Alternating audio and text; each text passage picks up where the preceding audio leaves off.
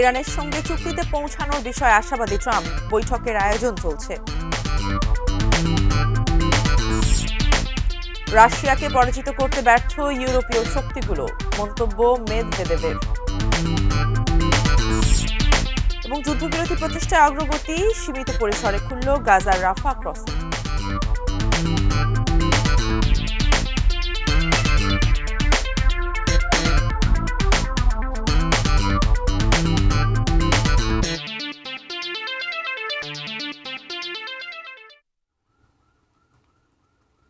দেখছেন এটি নিউজ। দেশের বাইরের খবরাখবর নিয়ে আমাদের নিয়মিত আয়োজন Phoenix finance and investment presence around the ওয়ার্ল্ডে আমন্ত্রণ জানাচ্ছি আমি মারিয়া শিমু। শুনছিলেন প্রধান শিরোনামগুলো। ফিরছি অ্যারাউন্ড দ্য ওয়ার্ল্ডে। যুদ্ধের তোড়জোড় থেকে সরে আসার ইঙ্গিত পাওয়া যাচ্ছে মার্কিন প্রেসিডেন্ট ট্রাম্পের কথায়। আবারও তিনি ইরানের সঙ্গে একটি চুক্তিতে পৌঁছানোর বিষয়ে আশার কথা শুনিয়েছেন। এমন প্রেক্ষাপটে চলতি সপ্তাহেই তুরস্কের আঙ্কারায় তেহরান ও ওয়াশিংটনের মধ্যে বৈঠক আয়োজনের চেষ্টা চলছে। আরও জানাচ্ছেন শাওন মাহফুজ। ইরানের সর্বোচ্চ নেতা আয়াতুল্লাহ আলী খামেনি রোববার এক ভাষণে সাম্প্রতিক বিক্ষোভকে একটি অভ্যুত্থান চেষ্টার সঙ্গে তুলনা করেন। তিনি বলেন, যুক্তরাষ্ট্রের জানা উচিত তারা যদি যুদ্ধ শুরু করে তবে এবার তা আঞ্চলিক যুদ্ধে রূপ নেবে। তিনি জনগণকে ট্রাম্পের হুমকিতে ভীত না হওয়ার আহ্বান জানান। খামেনির এ বক্তব্যের প্রতিক্রিয়া জানিয়েছেন মার্কিন প্রেসিডেন্ট ট্রাম্প। বলেছেন, তিনি তো এমন কথা বলবেনই, দেখা যাক কি হয়। আশা করছি খুব শিগগিরই একটি চুক্তি হবে, আর যদি না হয় তবে তিনি ঠিক না ভুল তা সময়ই বলে দেবে।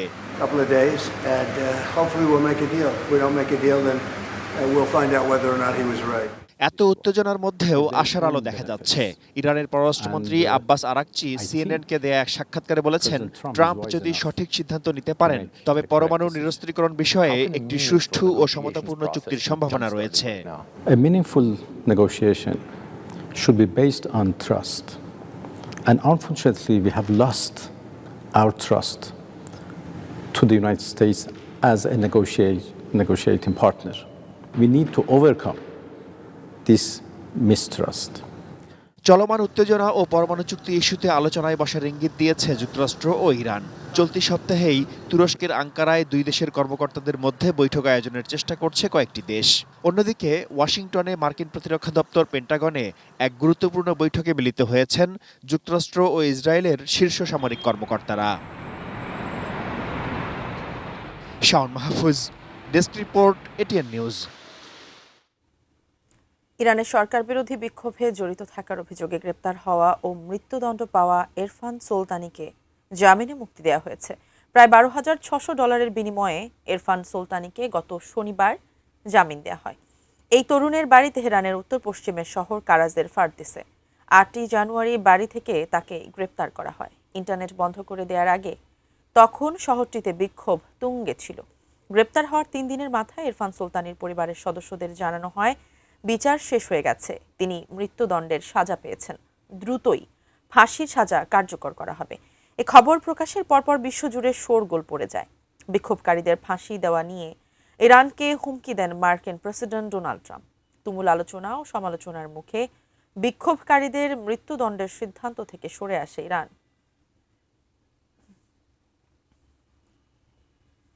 ইউক্রেন যুদ্ধে রাশিয়াকে পরাজিত করতে ইউরোপীয় শক্তিগুলো ব্যর্থ হয়েছে বলে মন্তব্য করেছেন রাশিয়ার নিরাপত্তা পরিষদের উপ-চেয়ারম্যান দিমিত্রি মেদভেদেভ।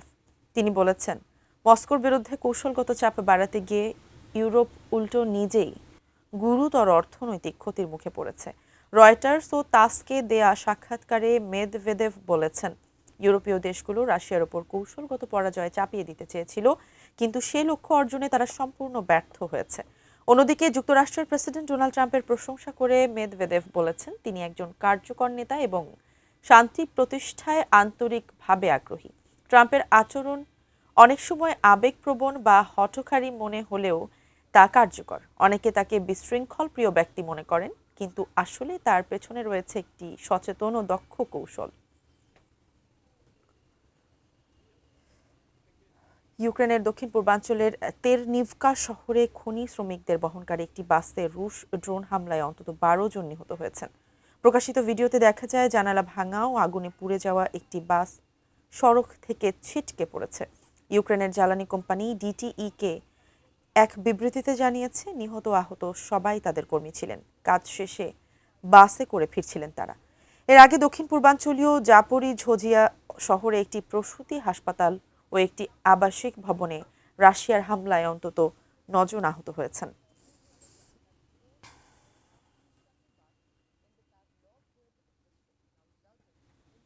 মিশরের সঙ্গে গাজার সীমান্তবর্তী অত্যন্ত গুরুত্বপূর্ণ রাফা ক্রসিং খুলে দিয়েছে ইসরায়েল।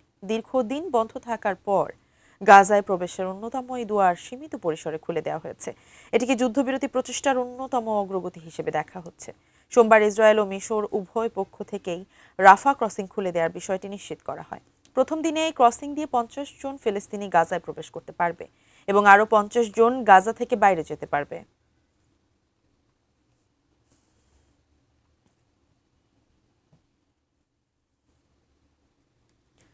যুক্তরাজ্যের ক্ষমতাসীন লেবার পার্টির সদস্যপদ ছেড়েছেন লর্ড পিটার বেঞ্জামিন ম্যান্ডেলসন। কুখ্যাত যৌন নিপীড়ক জেফ্রি এপস্টেইনের সঙ্গে আরও তথ্য প্রকাশের পর পদত্যাগের ঘোষণা দেন তিনি। এপস্টেইনের সাথে সম্পর্কের বিস্তারিত ইমেইল প্রকাশের পর গত বছর ওয়াশিংটনে নিযুক্ত রাষ্ট্রদূত ম্যান্ডেলসনকে বহিষ্কার করে যুক্তরাজ্য সরকার। লেবার পার্টির এই নেতা বলেছেন, আলোচিত ও সমালোচিত যৌন নিপীড়ক জেফ্রি এপস্টেইনের সঙ্গে তার অতীত সম্পর্ক নিয়ে যাতে আর কোনো বিব্রতকর পরিস্থিতি সৃষ্টি না হয়, সেজন্যই দল ছাড়ার সিদ্ধান্ত তার।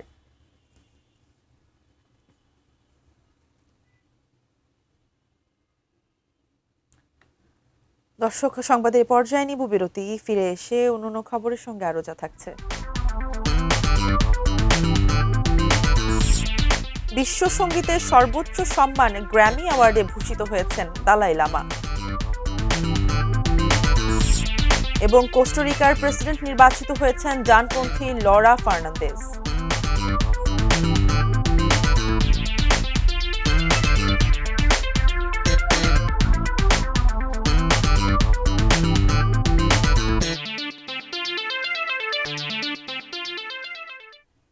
বিরতির পর আবার আমন্ত্রণ Phoenix finance and investment presence around the ওয়ার্ল্ডে।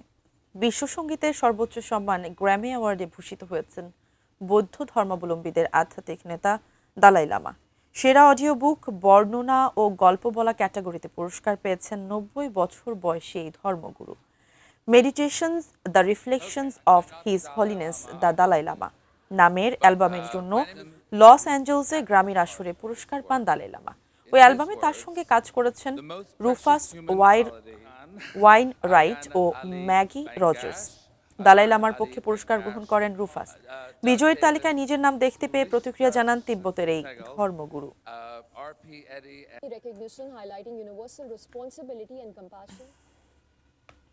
কোস্টারিকার প্রেসিডেন্ট নির্বাচিত হয়েছেন ডানপন্থী নেত্রী লরা ফার্নান্দেজ। এবারের নির্বাচনে 81% ভোট কেন্দ্র থেকে গণনা করা ভোটে সভরেইন পিপলস পার্টির এই প্রার্থী 48.9% ভোট পেয়েছেন। পরাজয় স্বীকার করেছেন তার নিকটতম প্রতিদ্বন্দ্বী ও ন্যাশনাল লিবারেশন পার্টির নেতা আলভারো রামোস। তিনি 33% ভোট পেয়েছেন। 5% ভোট পেয়ে তৃতীয় স্থানে রয়েছেন প্রগতিশীল নেতা ও স্থপতি ক্লডিয়া ডোবলস। বিজয় ভাষণে দেশের টেকসই উন্নয়নের অঙ্গীকার করেছেন নবনির্বাচিত প্রেসিডেন্ট লরা ফার্নান্দেজ।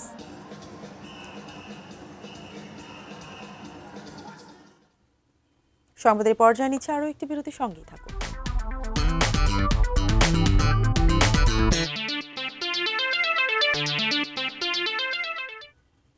বিরতির পর আবারও আমন্ত্রণ সংবাদে।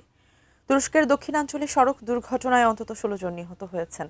আনাতোলিয়া শহরের কাছে মহাসড়ক থেকে একটি বাস ছিটকে পড়ে 9 জন নিহত এবং 25 জন আহত হয়েছেন। তাদের মধ্যে 7 জনের অবস্থা আশঙ্কাজনক বলে জানিয়েছে কর্তৃপক্ষ। আনাতোলিয়া থেকে ইস্পার্তা যাওয়ার পথে মহাসড়কের বুরদুর এলাকায় আলাদা দুর্ঘটনায় 7 জন নিহত এবং 5 জন আহত হয়েছেন। গভর্নর জানান, পশ্চিমাঞ্চলীয় শহর তেকিরদাক থেকে আনাতোলিয়ার উদ্দেশ্যে রওনা হয়ে 34 জন যাত্রী বহনকারী বাসটি মহাসড়ক থেকে ছিটকে পড়ে উল্টে যায়। তবে এতে কোনো বিদেশি নাগরিক ছিল কিনা তা তিনি উল্লেখ করেননি।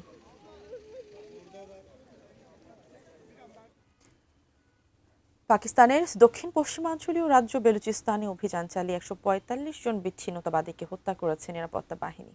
গত বৃহস্পতিবার বেলুচিস্তানের রাজধানী কোয়েটা, গাওদার, মাস্তাং এবং নৌশকি জেলার নিরাপত্তা বাহিনীর সঙ্গে বন্দুক ও বোমা হামলার ঘটনা ঘটে। এতে 48 জন নিহত হন। বেলুচিস্তানের মুখ্যমন্ত্রী সরফরাজ বুগতি জানিয়েছেন, নিহত ৪৮ জনের মধ্যে ১৭ জন আইন প্রয়োগকারী বাহিনীর কর্মকর্তা কর্মী এবং ৩১ জন বেসামরিক ছিলেন।